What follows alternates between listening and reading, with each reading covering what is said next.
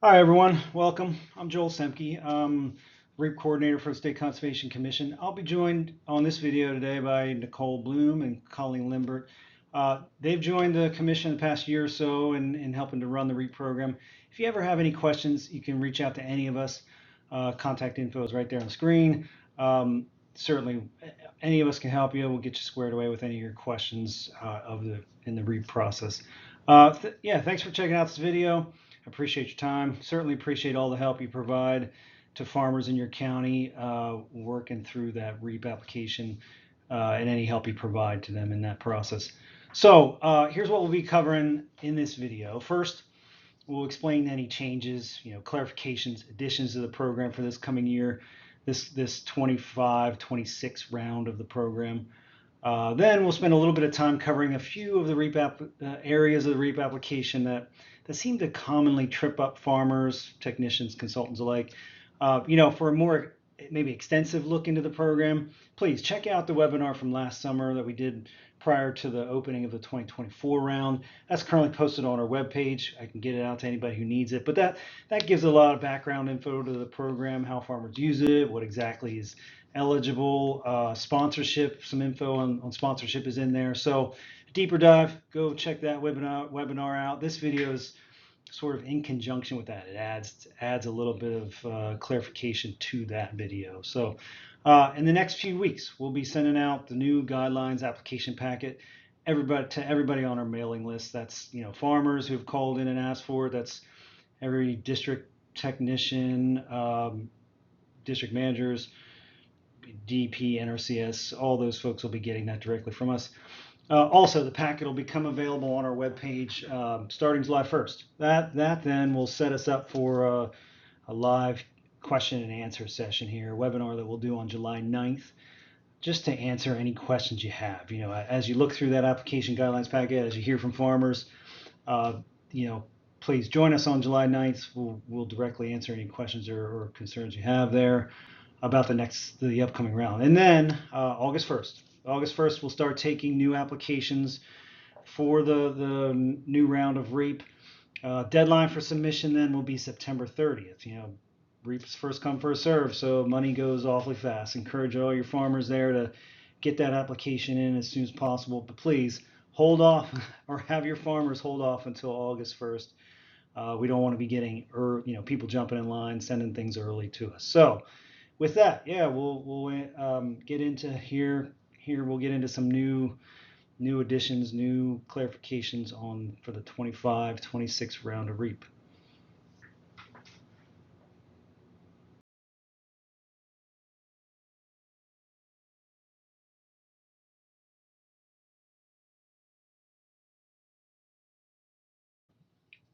All right, so we have some equipment changes, some changes to the eligibility for the various types of equipment that are eligible for REAP tax credits. We're talking about no-till planters, no-till drills, manure injectors, precision nutrient application equipment, cover crop rollers, drones. That's the equipment that we're talking about here.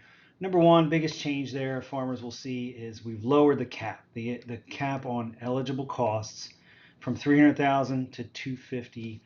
$250,000. That mostly impacts a farmer that's going to be buying something big, whether it's used or new, or something a brand new planter and drill. Certainly, the farmer is fine to go spend $500,000 on a planter. The REAP is going to cut that eligible cost off at $250,000. So in essence, the largest REAP tax credit a farmer can receive for equipment here going forward will be $125,000. Along those lines, the next one there, equipment upgrades. This is where a farmer might take an older planter, get it retrofitted. All new row units, new capabilities in the fertilizer placement that are on that planter. The cap, we're raising that from $70,000 to $100,000. So you can see here, we're taking some of this money that we saved from larger planters, shifting it to older, smaller planters and equipment. Next one there is precision nutrient application equipment. That cap is going to go to $80,000. Again, same as Precision, it was $70,000. Upgrade kits are also available for sprayers there. If you take an older sprayer and get it overhauled, that also caps out at that $80,000. And then yes, we have important clarification here. Um, Dry spreaders are not eligible for REAP. That includes cover crop equipment. Basically we're talking about machines that do a lot of different things. Spread granular, spread lime, spread cover crop seeds. That type of equipment is not eligible for REAP. Not as cover crop equipment, not as precision nutrient application equipment.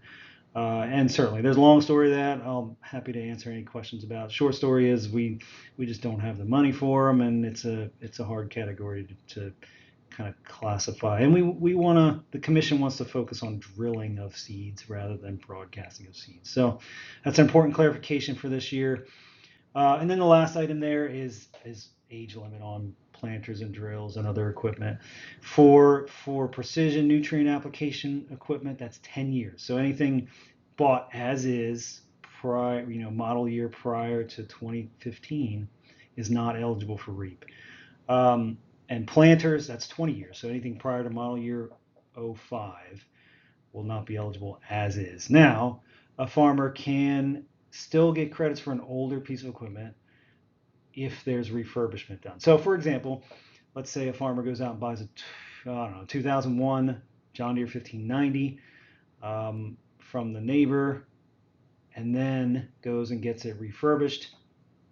We need to see, with that application, we need to see the receipts from a qualified equipment dealer that refurbished work was done to it, and that'll be eligible for a REAP credit. So that farmer could get a tax credit for the purchased planter from the neighbor, and then that refurbishment work.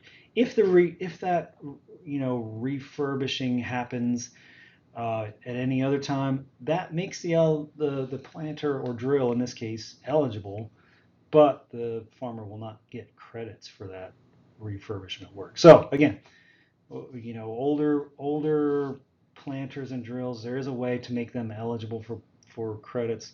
Please have questions, we'll answer them for you.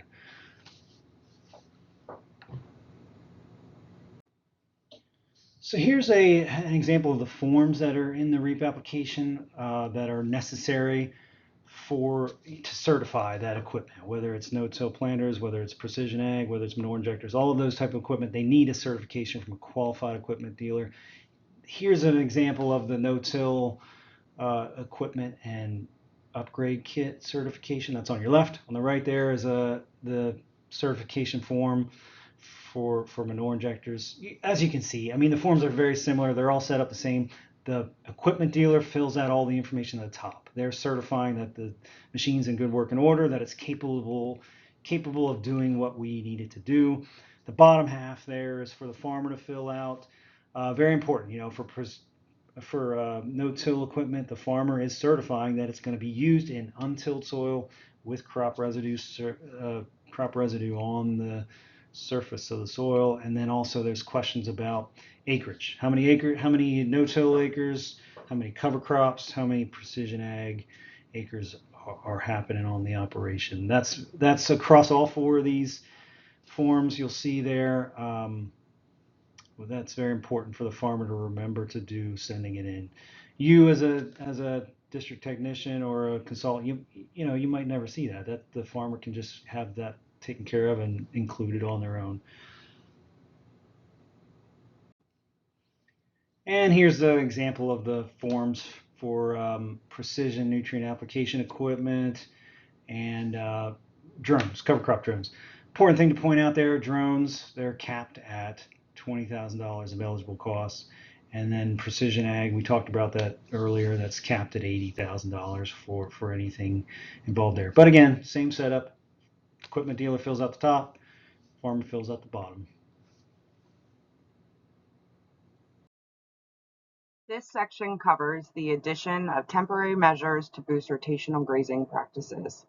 Temporary fences, watering facilities, and mobile shade structures are simple but powerful tools that support soil health, promote rotational grazing, and improve animal welfare during the hottest months. This year, we're introducing livestock shade structures as a new REAP eligible BMP. Both manufactured units and farmer-built structures are eligible as long as they're movable and used with a prescribed grazing plan. While both manufactured and farm-built shade structures require a receipt, for farm-built units, a farm visit may be required, but including a photo would be helpful to eliminate this requirement. And remember, shade structures must not be placed in riparian or environmentally sensitive areas, so thoughtful site selection is key. Temporary watering facilities are now REAP eligible, a great option for rotational grazing setups. For farms in an ag impaired watershed, REAP will now cover 90% of eligible costs when paired with animal exclusion, making this a smart and affordable conservation upgrade. There are several changes to the REAP cover crop section for 2025. I will go through those changes first, then show you how this will look in the REAP guidelines, and finally I will go over the cover crop worksheet from the application. Let's review what's new for cover crops. First, we made the reimbursement rate for cover crop rollers consistent. This change sets the reimbursement rate for cover crop rollers at 90% across the state. The goal is to encourage the use of rollers or crimpers for terminating cover crops, which benefits soil health and may reduce herbicide use. Currently, the reimbursement is 50% for non-TMDL areas and 90% for TMDL areas. Next, we updated the reimbursement rate for multi-species cover crops. Like the previous change, this update standardizes the reimbursement rate for multi-species cover crops at 90%. The intention is to promote the adoption of these cover crops statewide, enhancing soil benefits. Moving on, we kept REAP eligible costs for cover crops at $70,000. This update helps ensure a fair distribution of funding across all operations, regardless of size, by capping REAP eligible costs at $70,000. Another important update is the amendment to REAP guidelines on harvesting. This clarification states that cover crops mechanically harvested for grain, forage, or hay and straw are not eligible for REAP tax credits while grazing is permitted. This focuses funding on plantings that provide significant soil health benefits and simplifies the administration of the program. We also have a change that will exclude broadcast seeders from REAP eligibility. This change removes broadcast seeders from the list of eligible equipment for tax credits, emphasizing the use of no-till drills as the most effective planting method. However, cover crop drones remain exempt from this exclusion. Finally, we eliminated the requirement for multi-species transition. This change removes the requirement for farmers to switch to multi-species cover crops to maintain eligibility for REAP tax credits. It recognizes that conditions may not always support multi-species planting, making the program more inclusive for all farmers. Here you can see where these changes are shown in Attachment 1 of the REAP guidelines. It is noted that the rate for cover crop equipment and multi-species cover crops is now set at 90%, and the REAP conditions describe how broadcast seeders are not eligible, mechanical harvesting is prohibited, and that costs are now capped at $70,000.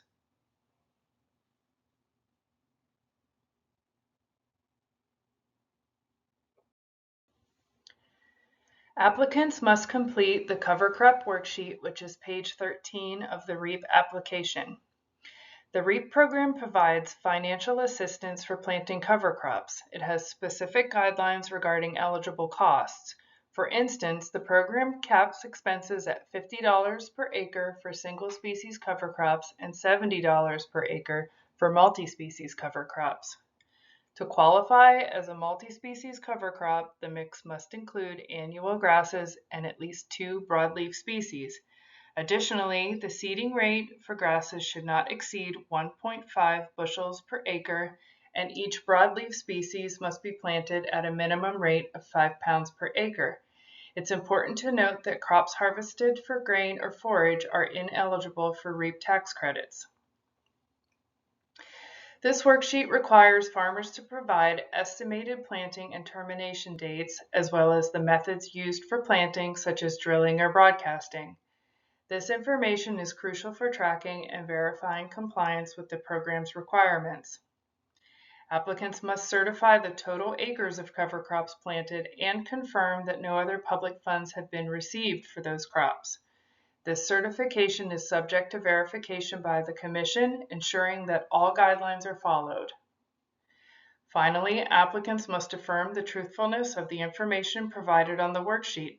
This information is legally binding, and false statements can lead to penalties under Pennsylvania law. This emphasizes the importance of accuracy in the application process. If applying for cover crops, applicants must provide the following: cost estimates for 1 year on page 6, which is the cost summary table. Commission staff will reserve 3 years of funding based on that 1 year estimate. Applicants must submit copies of receipts and invoices with a complete page 13, which is the cover crop worksheet, upon completion of planting for the season each year.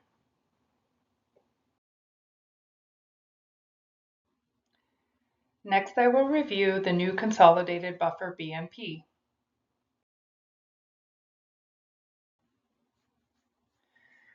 For the new integrated erosion control and habitat buffers, we are adding various buffer types to the list of BMPs eligible for REAP tax credits.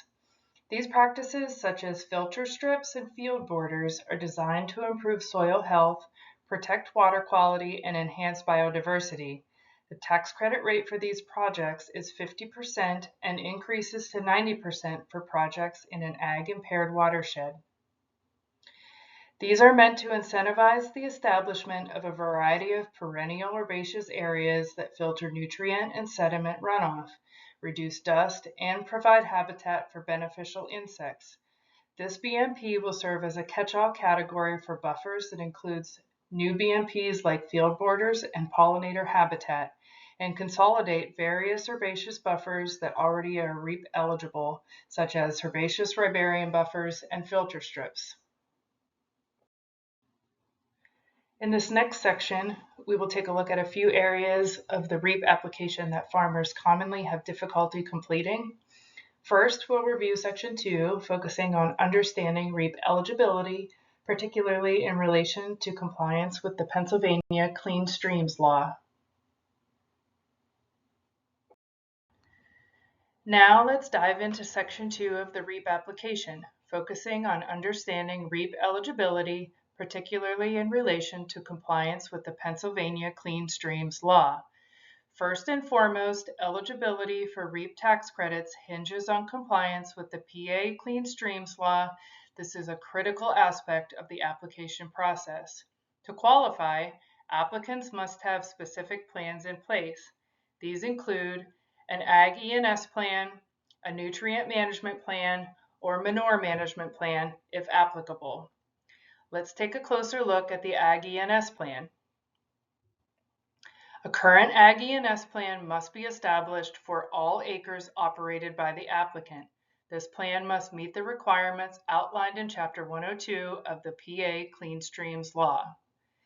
An agricultural operation with uncompleted BMPs in those plans must be on schedule for full implementation of BMPs to be eligible for REAP tax credits.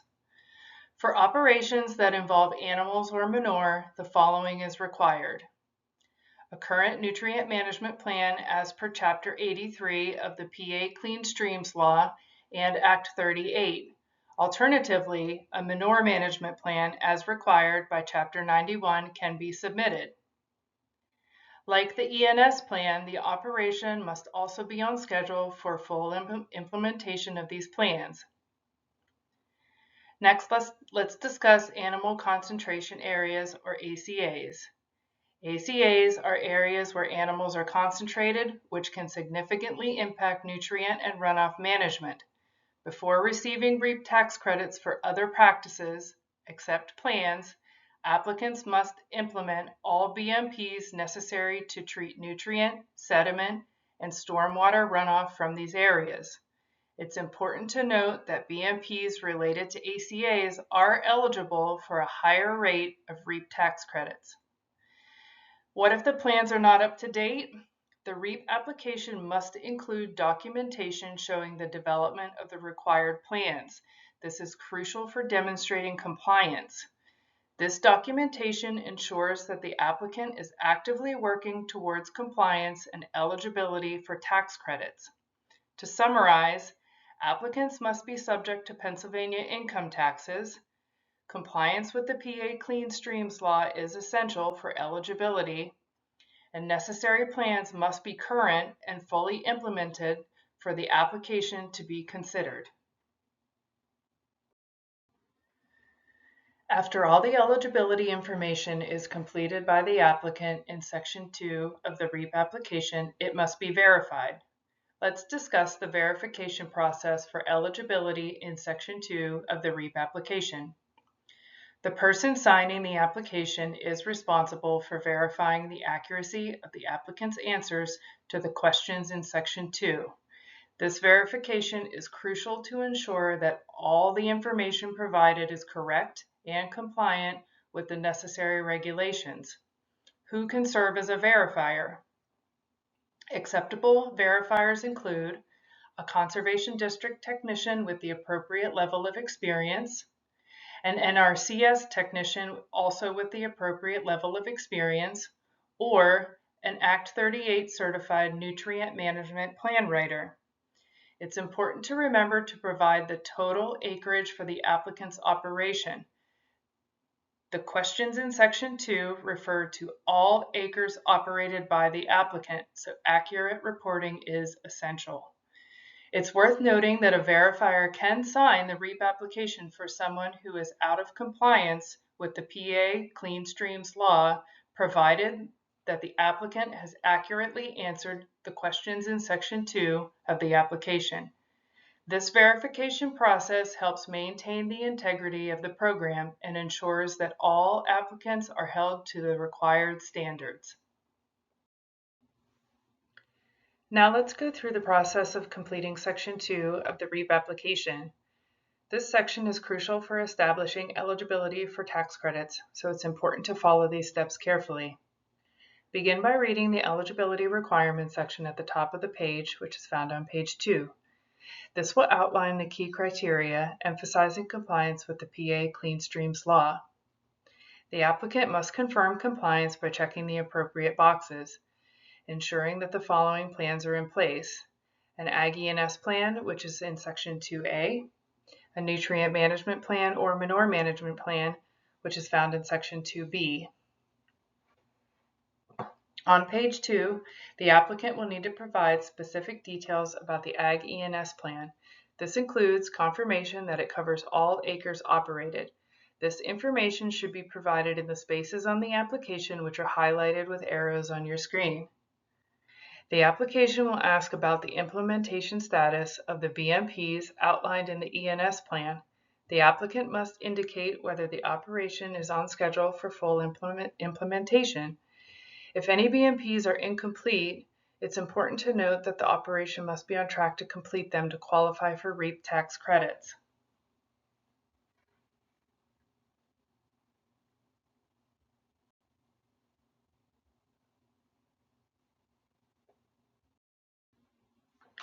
Next is Section 2B, which is dedicated to operations that have livestock and/or use manure.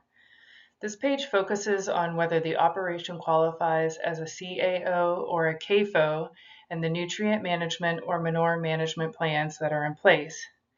The applicant should specify if they are a CAO, a CAFO, or neither, and specify which type of plan is being used, a nutrient management or manure management plan.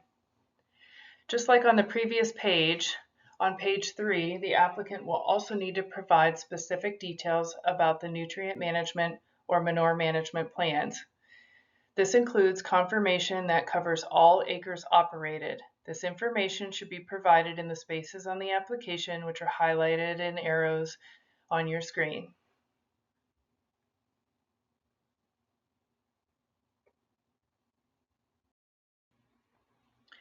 Section 2B is continued on page 4. This section addresses animal concentration areas and contains the second location where a verifier signature is required.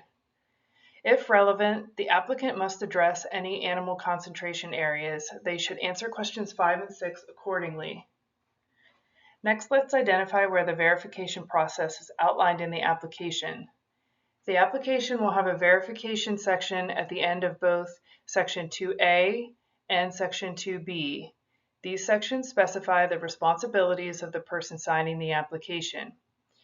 In these sections, the application lists who can serve as a verifier, including Conservation District technicians, NRCS technicians, and Act 38 certified nutrient management plan writers. It's important to note the applicant cannot verify their own Section 2. One of the 3 qualified individuals must sign at the bottom of page 4 and the bottom of page 2. It's crucial to refer to the prompts regarding total acreage. This information must be clearly stated as it pertains to all acres operated by the applicant. A verifier can sign for someone out of compliance, provided the applicant answers all questions accordingly. Before submitting, the applicant should review all information for accuracy, ensure that all required documentation is attached, and show any compliance with the necessary plans. It's crucial to remember that documentation demonstrating the development of required plans must be included, as it verifies active compliance efforts. In summary, completing Section 2 of the REAP application involves confirming eligibility requirements, providing detailed information about the Ag E&S plan, nutrient management, or manure management plans, and ensuring all documentation is accurate and up to date. By following these steps, the applicant can effectively navigate this section and enhance their chances of qualifying for REAP tax credits.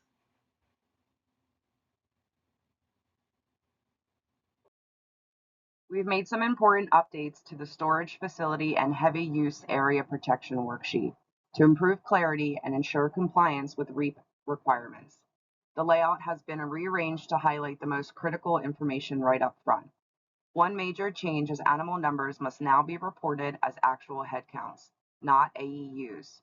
Both pre- and post-construction animal units must be a part of an administratively complete application. This helps us establish a consistent baseline for REAP credit calculations and results in a more complete applications from the start. Expansion projects may be subject to reduced REAP benefits, which is why accurate animal counts and a complete project description are so important. We've also added a required project narrative section. This is especially important in cases where the projects evolve over time, like when a poultry or hog barn is built and a compost facility is added later. These are still considered part of the same facility, so it's crucial that this full context is documented early on. Within the project narrative, please state the resource concern being addressed, summarize the project, and explain the intent of expected outcomes, like reducing nutrient runoff and improving manure management. To make the REAP application easier to use and speed up the review process, we've reorganized how projects and components are listed and certified. By clearly separating major BMPs to include the supporting components, applicants can avoid duplicate entries and stay better organized. These changes also make the project cost summary table and the BMP project completion certification worksheet easier to complete and verify, reducing errors and back and forth. For example, if a farmer builds a dry stack manure storage under a roof with a roof runoff structure and underground outlets, the entire setup would be listed under the major BMP manure storage facility. Please note, manure storage facilities and HUAPs should be listed as separate major BMPs, with all minor component construction costs tied to each accordingly. Here is the previous example filled out on the BMP project completion certification worksheet and the cost summary table, and considered administratively complete. Also note the farmer is receiving an extra $1,875 by separating out the ACA treatment under the HUAP, even if they're underneath the same roof. Here are some additional grouping examples of mix and match grouped functions. Applicants just need to identify the primary or most prominent BMP in the set, even if their project includes several of the listed practices. That is why it's so important to complete the project narrative thoroughly. It helps reviewers understand how these components work together on the ground and ensures the right BMP is credited for REAP eligibility and tracking. Please refer to Attachment 1 for additional groupings. All right, so I want to talk a few minutes here about certification of BMPs for REAP. As with any program, before anything gets funded or funds are awarded to a farmer, that BMP, it needs to be certified that it meets the commission's guidelines and for how the design and construction of that practice. Sometimes, we refer a lot to the NRCS spec and standards. We also have our own too. In the REAP guidelines is a list of those standards. So to talk about it here, it's not necessary. I can't stress this enough. I don't want technicians out there to provide things that are redundant. I don't need these forms. We don't need these forms when projects are funded through other programs, the exact same BMP. I don't need additional certifications for REAP.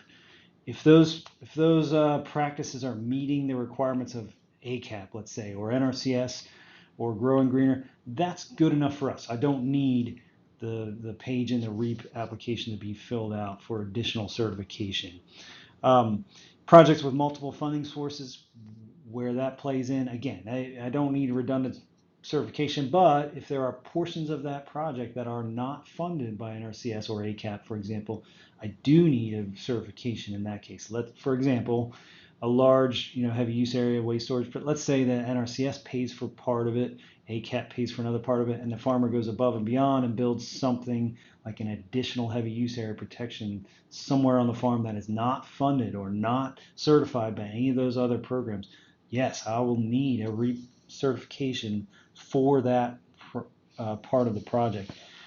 Any NRCS technician, any district technician, any consultant that has the appropriate job approval rating can certify on our page 14 there that the project meets the spec and standards or guidelines of the commission. Alternatively, any farmer can turn to a professional engineer to certify that it meets our spec and standards. And I'll show you here the form in a few seconds where that happens and where that comes into play. Yeah, some for REAP, there are a few BMPs that are, well, I guess for lack of a better term, I'll call them lower level certification practices. Things like fencing, repairing buffers, underground, or I'm sorry, subsurface drainage, things like that are someone with appropriate training is really all we need to certify a practice like that. So I guess to sum it up, that's maybe you could lump those all together as sort of grazing type practices. I don't need an engineer certification on fence. That's excessive. Anybody with job experience and training can do that for a farmer. Same goes with several others, and those are listed in our guidelines. Which ones of those require that lower level of certification?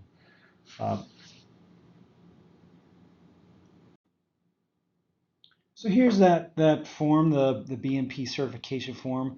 At the top, you fill in what the farmer's name and REAP ID if you know it, and then fill in each line item there, part of the project, and important there. We need units installed, and that's the units that are commonly, heavy use area is square feet. Those kind of units. We need the appropriate unit listed for certification there, and then you'll see below that. There's a certification area there for district technicians or NRCS technicians that have appropriate job approval, or the keyword there is authority from the commission. That's where I mentioned before about those lower level practices that don't need the extensive certification that maybe like a concrete practice would need.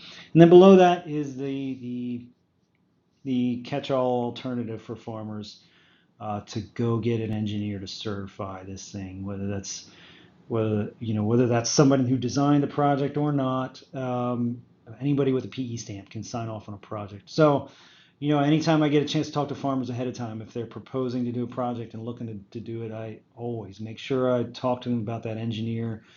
That engineer is going to need to see that construction, presumably, all during the course of it. So, if a farmer wants to get out ahead of that, talk to an engineer.